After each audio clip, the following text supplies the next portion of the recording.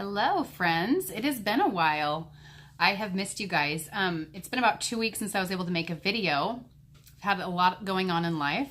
First of all, I had some phone issues and my speaker broke and whatnot, so I couldn't make any videos. So I had to take some time off for that reason. But then, if any of you live in the States, you've probably seen that the West Coast got hit with a really crazy snowstorm. And in all of my life living here, the most snow I've ever seen on the ground, which happened once when I was a child, was like 6 inches. And this week we got 18 inches. And for this area that's not prepared for snow, it was kind of scary because we don't have the equipment, the plows, everything. We had to have people come from other cities to try to help us. And it was intense. We actually had 4 days of no power, even though we live in the city. So we got to experience like kind of surviving and what would happen if you lost all of this. So it was a challenge, but it was kind of fun at the same time. I mean, our kids got to learn how to make a fire and do all of these, instinctual survival skills. And I'm just grateful we made it through it. A lot of people still do not have power in our area. And they even say that the internet could be anywhere from 1 to 3 weeks before it comes up in some places. So anyhow, that's kind of what's been going on here. But I wanted to utilize this time to bring up a topic that I haven't discussed in any of my videos. And what that is your outlook and attitude on life and things in general and what that does to your health.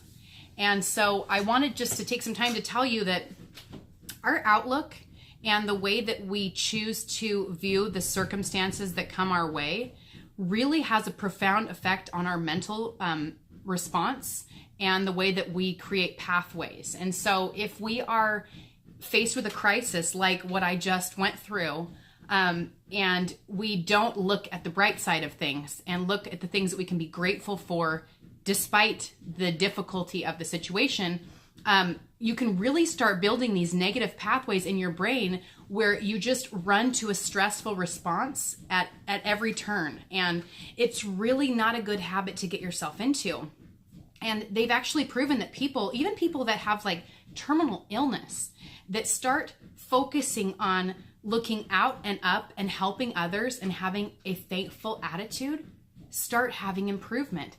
And they start their symptoms lessen, because when our body is and our mind are meeting together and they're in a united place where there's peace and there's not a lot of imbalance and disharmony, it's amazing what it can do for your overall immune system and health.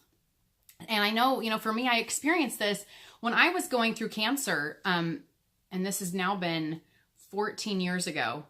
I was told kind of on the onset, you really need to be cautious that you start having purpose in your days and figure out what you're going to do when you're in a recovery after chemo so that you can have an outlook that's not negative. And they said, a lot of people, once they start this process of going through treatment, they get really, really discouraged, because not only do you feel horrible and you look horrible and all of these things are happening to your body, but you also you feel isolated and you feel like, what can I do? And I might be dying, and you kind of get like overwhelmed.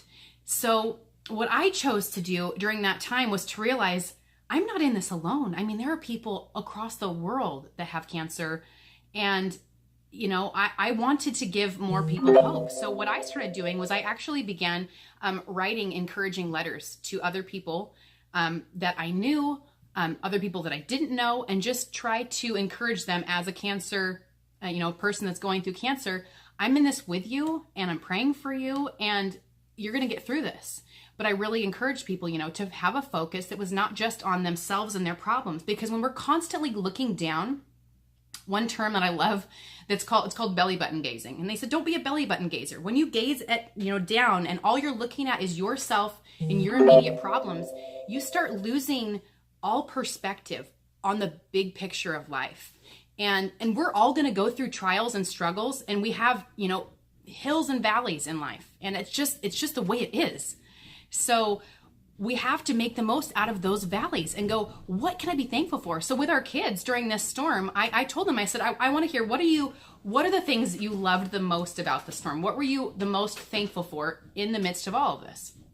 And we got all kinds of responses from, I love the fire. We got to have a fire as a family and sit in here, and it was fun and different. And I loved the amount of time we got to play together, and we did a lot of games. Like there wasn't TV or internet or anything else to be watching, so we did a lot of board games and dice games and card games. And we just, we enjoyed each other's company. And I also, we were super thankful for the guys and gals that are out there working on repairing these lines that are down and clearing the roads from all the trees that have fallen. I mean, there's literally thousands of trees that have fallen. And that's the biggest reason why the storm was such an impact, is trees went down everywhere, and they not only blocked roads, but they knocked all these power lines and phone lines out. So it's been crazy, but just realizing, like, we have so much to be thankful for. And also just the fact that, like, our house was prepared, even though we've never weathered a storm even close to this magnitude. We were able to, use our fire for the wood to keep us warm. We were able to have water still. We actually even had hot water because we have gas, and we have a generator that was able to keep our food from thawing out and getting all rotten. So a lot to be grateful for. And honestly, one of the most beautiful things that I've always noticed is anytime that a community is hit with a crisis, it seems like it allows people to come out of their shell and start talking to their neighbors and meeting those around them and connecting in real ways, because we don't have the phone right in front of our face constantly pulling our attention in.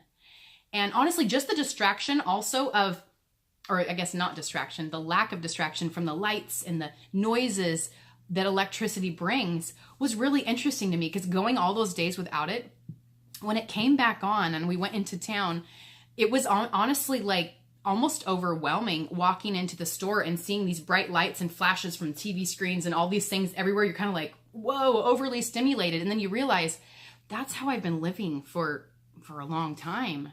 And it's really good for us to have a break from all of that and to step away from technology and have some time just exploring nature and being out in the elements, And I feel like so often we get, especially in America, I know a lot of you are not from America, so you might be dealing with things like this far more often and think, we Americans are quite pampered and whine a lot when we have anything that's slightly inconvenient coming our way. But I mean, the reality is something like this, it does make you realize, like, am I prepared? What can I be better prepared if this was to happen again? How was I to my neighbors? Did I see anybody in need and go help them? It's awesome the way that communities can really just come together and really support one another and offer help and offer assistance and make the most of a tough situation. So if you're local, I hope you're doing well. I hope you're staying warm. I hope you've got your power back on. I know there's still about 8,000 people without it right now. So I'm really feeling for you.